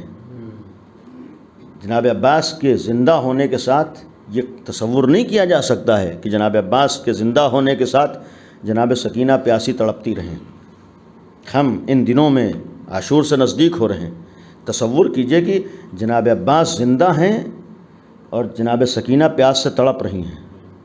جناب عباس زندہ ہیں، جناب علی اصغر پیاس سے جاں بلب ہیں۔ یہ ایک بہت بڑا امتحان ہے۔ ایسے موقعوں پر جذبات پہ قابو رکھ کے پیغام دیا ہے۔ اگر کوئی اور چاہنے والا ہوتا نہیں برداشت کر سکتا تھا۔ ہم اور آپ سوچیں کہ اگر ہمارے اور آپ کے سامنے جناب علی اصغر پیاس سے تڑپ رہے ہیں اور ہم پانی پلا سکتے ہوں، کیا روک پائیں گے اپنے کو؟ جناب سکینہ بار بار آ کر کہیں کہ میں پیاسی ہوں، تو کون چاہنے والا ہے جو اپنے کو روک لے گا؟ لیکن جناب عباس نے روک کے بتایا ہے کہ جہاں مرضی امام نگاہوں میں ہوتی ہے، جہاں روکنا ناممکن ہوتا ہے، وہاں بھی انسان اپنے کو روک لیتا ہے۔ کربلا کی تاریخ میں ایک عظیم الشان شخصیت جناب عباس ہیں، جنہوں نے آج ہمیں درس کربلا بھی دیا ہے، درس حسینیت بھی دیا ہے۔ مولا سے بار بار آ کر کہتے ہیں آقا مرنے کی اجازت دے دیجئے۔ امام حسین روکتے ہیں، اصرار ہے، مرضی امام کے بغیر قدم آگے نہیں، جبکہ خود سردار لشکر ہیں، یعنی فوج کے کمانڈر ہیں، معمولی بات نہیں ہے۔ لیکن تاریخ میں اس کمانڈری کے باوجود جناب عباس نے اپنی مرضی پہ عمل نہیں کیا ہے، بلکہ ہمیشہ مولا کی مرضی کو دیکھتے تھے۔ آقا کیا چاہتے ہیں، مولا کی مرضی کے بغیر مرضی مولا کے قدم نہیں بڑھاتے تھے۔ وہ وقت بھی آیا ہے کہ صبح عاشور کے بعد جب ایک ایک شہید جا رہا ہے، ظاہری اعتبار سے جناب عباس کے لیے یہ قابل قبول نہیں ہوگا، ظاہری اعتبار سے، کہ جناب عباس کی موجودگی میں چھوٹے چھوٹے بچے مقتل میں جائیں۔ یعنی اس گھرانے کے چلیے اصحاب امام حسین شہید ہو گئے، لیکن جناب عباس سے پہلے جو روایات میں ہے کہ جناب اون محمد شہید ہوئے ہیں، جناب عباس سے پہلے جناب قاسم گئے ہیں۔ آپ سوچیں جس وقت یہ چھوٹے چھوٹے بچے مقتل میں جاتے ہوں گے تو جناب عباس کیا سوچتے ہوں گے، میں زندہ ہوں اور بچے جا رہے ہیں۔ جناب عباس، اور پھر یہ تصور کیجئے کہ جب انہی بچوں کی لاشوں کو خود غازی عباس اٹھاتے ہوں گے تو کیا دل نہ بے چین ہوتا ہوگا، میں زندہ رہوں اور بچوں کی لاشیں آ رہے ہوں۔ جس وقت جناب قاسم کا لاشا پامال ہوا ہے، آپ سوچیں اس وقت غازی عباس کے دل پہ کیا گزری ہوگی، کیسا بے چین ہوئے ہوں گے۔ کیا یہ احساس نہ ہوا ہوگا کہ آقا کے لال ہیں؟ امام حسن کو بھی آقا کہتے تھے۔ امام حسن کے بیٹے کا لاشا جناب عباس کی موجودگی میں پامال ہو جائے آسان نہیں تھا۔ جناب عباس زندہ ہوں اور کچھ دور پر جناب قاسم شہید کر دیے جائیں آسان نہیں تھا۔ لیکن یہی ہمیں درس دینا تھا، جہاں امام کی مرضی نگاہوں میں ہو وہاں اپنے اوپر قابو رکھا ہے۔ اور پھر جب اجازت ملی ہے تو امام حسین نے لڑنے کی اجازت نہیں دی ہے، جنگ کی اجازت، جبکہ تمنا تھی ہمیشہ مجھے آقا اجازت دیں، مجھے مولا اجازت دیں، تمنا تھی، تمنا رہ گئی دل میں۔ امام نے اجازت نہیں دی، بلکہ یہی فرمایا تھا بھائی عباس اگر جانا ہی چاہتے ہو تو ان بچوں کے لیے پانی کا انتظام کر دو۔ اور مصلحت امام جانتا ہے، امام اللہ کی مصلحت کا اور مرضی کا تابع ہوتا ہے، ہم نہیں فیصلہ کر سکتے ہیں امام نے کس بنیاد پہ اجازت، لیکن اتنا یقین ہے کہ اگر جناب عباس کو جنگ کی اجازت مل گئی ہوتی تو آج تاریخ کربلا کا رخ کچھ اور ہوتا۔ جناب عباس کو اگر امام نے لڑنے کی اجازت دی ہوتی، اس لیے کہ اس کا ایک نمونہ یہ بھی ہے کہ جس وقت پانی لانے کی اجازت دی ہے، ایک ہاتھ میں علم ہے اور ایک ہاتھ میں ٹوٹا ہوا نیزہ ہے۔ اس ٹوٹے ہوئے نیزے کے بعد بھی فرات کے اوپر 4000 کا لشکر تھا، اکیلے گئے ہیں مقابلہ کر کے فرات پہ قبضہ کر لیا ہے۔ جس نے خالی ایک ٹوٹے ہوئے نیزے سے سامنے 4000 کے لشکر کا مقابلہ کر کے فرات پر قبضہ کر لیا ہے، اگر امام حسین نے اس غازی کو تلوار دے دی ہوتی اور جنگ کی اجازت دے دی ہوتی تو آج نقشہ کیا ہوتا۔ لیکن امام نے اجازت نہیں دی ہے پانی لانے کی، اور یہ ایک ایسی ذمہ داری تھی، لڑنے سے زیادہ احساس یہ تھا مجھے پانی پہنچانا ہے، میں سقائے سکینہ ہوں۔ انہیں لڑنے کی فکر نہیں تھی، مقابلے کی فکر نہیں تھی، دشمن سے مقابلہ نہیں کر رہے تھے۔ اس کے بعد بھی یہ ہیبت تھی، اس کے بعد بھی دشمن کے دلوں میں خوف تھا کہ ٹوٹے ہوئے نیزے کے بعد بھی دشمن میں اتنی ہمت نہیں ہے کہ سامنے آ کر مقابلہ کر سکے۔ پانی بھرا ہے، واپس ہوئے ہیں، اور جس وقت جناب عباس فرات سے واپس ہو رہے ہیں تو اس وقت چاروں طرف سے دشمن گھیرے ہے. دشمن کی یہ فکر ہے کسی طریقے سے پانی نہ پہنچنے پائے. جناب عباس چاہتے ہیں میں پانی پہنچا دوں، دشمن کا کوشش ہے کہ پانی نہ پہنچنے پائے، اس لیے کہ یزید کا تاکیدی حکم تھا کہ سب پانی پی سکتے ہیں لیکن آل محمد کو پانی نہیں ملے گا. جانور پانی پئیں گے لیکن حسین کا 6 مہینے کا بچہ پیاسا رہے گا. امام حسین جناب عباس سے چاہ رہے ہیں پانی. اس وقت جب آگے بڑھے ہیں ظالم نے چھپ کے وار کیا ہے. روایات میں ہے کہ اس نے چھپ کے وار کیا ہے، اور وار کرنے کا موقع بھی اس لیے ملا ہے کہ جناب عباس کو صرف خیمے کا رخ تھا اور دیکھ رہے تھے کسی طرح سے میں پانی پہنچا دوں. اس وقت داہنا بازو قلم ہو گیا ہے، داہنا ہاتھ کٹ گیا ہے. ہاتھ کٹنے کے بعد بھی ابھی اپنا احساس نہیں ہے، اپنی فکر نہیں، اپنا خیال نہیں ہے. بایاں بازو قلم ہو گیا، بایاں بازو بھی کٹا ہے. اب انصاف سے بتائیے جس کے دونوں ہاتھ کٹ گئے ہوں تو کتنا خون بہتا ہے، اور جو 3 دن کا پیاسا ہو، اس پیاس میں جس کا مسلسل خون بہ رہا ہو کیفیت کیا ہوتی ہے. اور معمولی زخم نہیں لگا ہے، معمولی چیز نہیں ہے. 2 بازو قلم ہو چکے ہیں، دونوں ہاتھ کٹ گئے. جو لوگ کربلا گئے ہیں انہوں نے دیکھا ہوگا کہ جناب عباس کا جہاں پر ایک بازو قلم ہوا ہے دوسرے بازو قلم ہونے میں فاصلہ ہے، یعنی اتنی دور تک آئے ہیں، اور پھر اس سے شہادت کی جگہ پر آنے میں کتنا فاصلہ ہے. یعنی اس حد تک جناب عباس نے اس پیاس میں مشق کے ساتھ سفر کیا ہے. اس حالت میں بھی صرف یہ چاہتے تھے کسی طریقے سے میں سکینہ تک پانی پہنچا دوں.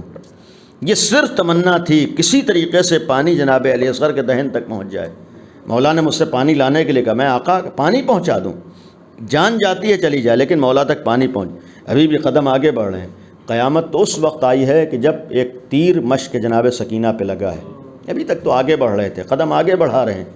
جس وقت پانی بہا ہے جناب عباس کی امیدیں ختم ہو گئیں، اور اب تک جس کے دونوں بازو بھی قلم ہو چکے تھے اپنے رہوار کے رخ کو خیمے کی طرف جا رہے تھے. خیمے سے موڑ دیا ہے. یعنی جناب سکینہ کی مشق چھتنے کے بعد اب جناب عباس کو جینے کی تمنا نہیں تھی. رہوار کے رخ کو موڑ دیا ہے، دشمنوں کے نرغے میں آ گئے ہیں. چاروں طرف سے دشمن گھیرے ہوئے ہیں، اور دشمن کی بزدلی یہ ہوتی ہے کہ جب زندگی میں کسی کو نقصان نہ پہنچا پائے تو پھر جب موقع ملتا ہے تو اس وقت اپنے دل کی بھڑاس نکالنے کی کوشش کرتا ہے. جب تک غازی کے ہاتھ تھے اس وقت کسی میں ہمت نہ تھی نزدیک آ جائے، لیکن جس وقت دونوں بازو قلم ہو گئے ہیں اس وقت دشمن نے چاروں طرف سے گھیرا ہے، اور ابھی بھی کسی میں قریب آنے کی ہمت نہیں. لیکن روایات ہیں کہ چاروں طرف سے تیر برسائے جا رہے ہیں، تیر بارانی ہو رہی ہے. کوئی نیزہ مار رہا ہے، کوئی تیر پھینکتا ہے. اب ذرا سوچیے جس کے دونوں ہاتھ کٹ چکے ہوں اور چاروں طرف سے اس کے اوپر تیر پڑ رہے ہیں، اس کا عالم کیا ہوگا، اس کی کیفیت کیا ہوگی. جناب عباس دشمنوں کے نرغے میں ہے، چاروں طرف سے تیر برسائے جا رہے ہیں، ہاتھ کٹ چکے ہیں. کبھی سر پہ تیر لگتا ہوگا، کبھی سینے پہ تیر لگتا ہوگا، کبھی گلے میں تیر لگتا ہوگا، کبھی بازو میں، کبھی مسلسل تیر آ رہے ہیں.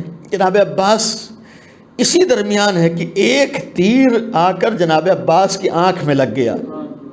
آنکھ میں تیر کا لگنا تھا کہ اب تو غازی کو کچھ دکھائی بھی نہیں دے رہا تھا، اس لیے کہ ایک آنکھ میں تیر لگا، دوسرے آنکھ میں خون بھر گیا. یہ منظر آیا ہے، یہ مرحلہ آیا ہے کہ اب غازی عباس کو دکھائی نہیں دیتا ہے، کچھ سجائی نہیں دیتا ہے. اب یہاں پر ایک صرف منظر ہے کہ جب ایک آنکھ میں تیر ہے دوسرے میں خون ہے، دکھائی نہیں دیتا تھا. اس عالم میں بھی غازی نے چاہا ہے کہ ہم تیر کو نکال لیں. اس عالم میں بھی چاہا کہ تیر کو نکال لیں. سر کو جھٹکے دیے ہیں، سر کو جھٹکے دیے، اس کی وجہ سے امامہ سر سے گر گیا، لیکن تیر باہر نہ آیا. اب یہ بھی شجاعت اور ہمت اور بہادری تھی کہ اس عالم میں جناب عباس نے جو تیر کو نکالا، فرماتے کہ میں نے اپنے زانوؤں کو اوپر اٹھایا. یہ چاہا کہ سر کو جھکا کر زانوؤں کے درمیان تیر دبا کے نکال لوں. سر کا جھکانا تھا کہ ایک ظالم کو موقع مل گیا، اس نے ایک وار جناب عباس کے سر مبارک پر کیا ہے. وار کا کرنا تھا، اب غازی کو گھوڑے پہ سنبھلا نہیں گیا ہے. اب جناب عباس گھوڑے پہ سنبھل نہ سکے، گھوڑے سے زمین کی طرف آئے ہیں. اور جس وقت زمین پہ آئے ہیں اس کا احساس معصومین کو رہا ہے، اس کا احساس ماں کو بھی رہا ہے۔ جناب ام البنین جو مرثیہ پڑھ کے غازی عباس پہ روتی تھی، آپ سنتے رہتے ہیں کہ جناب ام البنین اور جناب عباس پہ نہیں روتی تھی، نہیں گریا کرتی تھی، لیکن اس وقت کی ایک مصیبت ایسی تھی کہ جس کو سن کے، جس کو بیان کر کے خود جناب ام البنین روتی تھی، فرماتی تھی میرے لال عباس، مجھے خبر دی گئی ہے کہ جب بھی کوئی شہید گھوڑے سے گرتا تھا تو پہلے اپنے ہاتھوں کو ٹیکتا تھا، لیکن اے میرے لال عباس، جب تو گھوڑے سے زمین پہ آیا ہے تو پہلے تیرے بازوؤں کو قلم کیا گیا ہے، پھر تو گھوڑے سے زمین کی طرف آیا ہے۔ امام حسین کے لیے یہ منزل آسان نہیں تھی کہ عباس جیسا بھائی شہید ہو گیا ہے، عباس جیسا بھائی قتل کر دیا گیا ہے، اور اتنا سخت مرحلہ ہے جس وقت امام حسین نے جناب عباس کی آواز سنی ہے، چلے ہیں، درمیان میں امام حسین کو بھائی کا بازو نظر آیا ہے، امام حسین جھکے ہیں، بازو کو پہچانا، اٹھایا ہے، آگے بڑھے ہیں، دوسرا ہاتھ دکھائی دیا، اٹھایا ہے۔ اس وقت عرب کا دستور یہ تھا، طریقہ یہ تھا کہ اگر کسی کی توہین کرنا ہوتی تھی تو اس کو اس کے ماں کے نام سے پکارتے تھے۔ امام حسین پر جو سخت منزلیں اور امتحانات آئے ہیں، اور خاص کر جناب عباس کے بعد، امام حسین نے بعض جملات اپنی زبان سے کہیں، مرثیہ پڑھا ہے، ادھر جب نکلے ہیں ہاتھوں کو اٹھایا ہے تو وہ ذہن میں رہے کہ تب کسی کی توہین کرنا ہو تو اس کو اس کی ماں کے نام سے پکارتے ہیں۔ امام حسین جا رہے ہیں، جیسے ہی جھکے تھے ہاتھوں کو اٹھایا، آگے بڑھے، دوبارہ ہاتھوں کو اٹھایا تو ایک ملعون نے ایک جملہ کہا تھا، ماذا تفعل یا ابن زہرا، اے زہرا کے بیٹے کیا کر رہے ہو؟ اس ملعون کا یہ جملہ سننا تھا کہ آقا حسین تڑپ گئے۔ امام حسین نے جو تڑپ کے جملہ کہا ہے، بھیا عباس اب تو بھری کربلا میں تمہارے بعد یہ وقت آ گیا ہے کہ دشمن مجھے ماں کے نام سے پکار رہا ہے۔ بھیا عباس جب تک تم زندہ تھے کسی میں ہمت نہ تھی کہ حسین کی طرف نگاہ اٹھا کر دیکھتا، لیکن اے میرے شیر عباس اب یہ دشمن مجھے تانے دے رہے ہیں، اے میرے غازی عباس اب دشمن مجھے ماں کے نام سے پکار رہے ہیں، اور فرماتے ہیں میرے شیر عباس اب تو خیموں میں بیویاں چین کی نیند نہ سو سکیں گی، جو تمہاری وجہ سے اطمینان کی نیند سوتی تھی۔ اے بھیا عباس اب تو دشمن چین کی نیند سوئے گا، اس لیے کہ اس کے دل میں اگر خوف تھا تو تمہارا خوف تھا۔ امام پہنچتے ہیں، بس ختم کر رہا ہوں، آج 8ویں محرم ہے، ہم عاشور سے نزدیک ہو رہے ہیں، آج غازی عباس کا ماتم ہے۔ امام حسین سے پوچھئے دل پہ کیا گزری ہے۔ جب پہنچے ہیں اپنے علمدار کے پاس، جس وقت پہنچے ہیں اپنے غازی کے پاس، عالم کیا دیکھا ہے، کیفیت کیا دیکھی ہے۔ ایک عجیب و غریب جملہ تاریخ نے لکھا ہے کہ جس وقت جناب عباس دشمنوں کے درمیان آئے ہیں اور زمین سے، گھوڑے سے زمین پہ تشریف لائے ہیں، تو ظالم تلواریں لے کر آگے بڑھے ہیں، اور ایک جملہ تاریخ میں ہے فَقَطَّعُوهُ بِسُيُوفِهِمْ إِرْبًا إِرْبًا، جو میں نے درمیان میں کہا تھا، جب دشمن زندگی میں سامنے آ کر مقابلہ نہ کر سکے تو بزدلی کا مظاہرہ اس وقت کرتا ہے کہ جب انسان کچھ نہیں کر سکتا ہے۔ جس وقت جناب عباس زمین پہ آئے ہیں تب دل کی بھڑاس نکالی ہے، بھڑاس اس طریقے سے نکالی ہے کہ تلواریں لے کر ظالم آگے بڑھے ہیں، فَقَطَّعُوهُ بِسُيُوفِهِمْ إِرْبًا إِرْبًا، جسم مبارک پر اتنی تلواریں ماری ہیں کہ جسم ٹکڑے ٹکڑے ہو چکا تھا۔ اب سوچو کہ اس عالم میں امام حسین اپنے بھائی کے سراہانے پہنچے ہیں، جو کیفیت دیکھی ہے، آقا حسین تڑپ گئے ہیں۔ ایسے لمحے میں کہ ابھی رمق باقی تھی، بھائی کی زندگی ہے، اس عالم میں پہنچتے ہیں، آخری لمحات میں وصیتیں ہوئی ہیں۔ امام حسین نے بھی ایک وصیت کی تھی، آپ سنتے رہتے ہیں، بھیا عباس تم نے مجھے ہمیشہ آقا کہا ہے، کبھی بھائی کہہ کر نہ پکارا ہے، اے بھائی اپنے بھائی کو بھائی کہہ دو۔ آخری لمحات میں بھائی نے اپنے بھائی کو بھائی کہا ہے۔ امام جناب عباس نے بھی وصیت کی تھی، آقا میرے لاشے کو خیمے میں نہ لے جائیے گا، یہ سنتے رہتے ہیں، وصیت کی تھی لاشے کو خیمے میں نہ لے جائیے گا، لیکن صرف وصیت کا معاملہ نہیں تھا، ایک وجہ یہ بھی تھی کہ آقا حسین غازی عباس کے لاشے کو نہیں لائے ہیں، تمام لاشوں کو مقتل سے اٹھا کر خیمے تک پہنچایا ہے، غازی عباس کا لاشا امام حسین نہیں لائے، مصلحت امام کو امام جانتا ہے، لیکن ایک سبب یہ بھی تھا کہ جسم مبارک پر اتنی تلواریں پڑی تھیں کہ وہ اب لاشا اٹھانے کے لائق نہ تھا، جسم مبارک، جسم نازنین اتنا تلواروں سے ٹکڑے ٹکڑے ہو چکا تھا، اب سوچئے اس وقت ہم لوگوں کے سامنے جب مصائب کربلا بیان ہوتے، غازی عباس کا ذکر ہوتا ہے، تو ہم اور آپ اتنا بے چین ہوتے ہیں۔ ذرا حسین کے دل سے پوچھو کہ جب اپنے بھائی کے لاشے کے سرہانے کھڑے تھے تو آقا کے دل کا عالم کیا رہا ہوگا۔ اور پھر آقا کے لیے ایک امتحان تو تھا، لیکن جب آقا علم کو لے کر خیمے کی طرف آئے ہیں جہاں چھوٹے چھوٹے بچے اپنے چچا کے انتظار میں تھے کہ اب پانی آ رہا ہوگا، جب یہ علم نزدیک آیا ہوگا سکینہ کے دل پہ کیا گزری ہوگی، بس دوڑ کے لپٹ گئی، اے بابا چچا کو بلا دو، اے بابا غازی عباس کو بلا دو، میں پیاسی رہنا برداشت کر لوں گی، اب پانی کا شکوہ نہ کروں گی، اے بابا میرے چچا کو بلا دو۔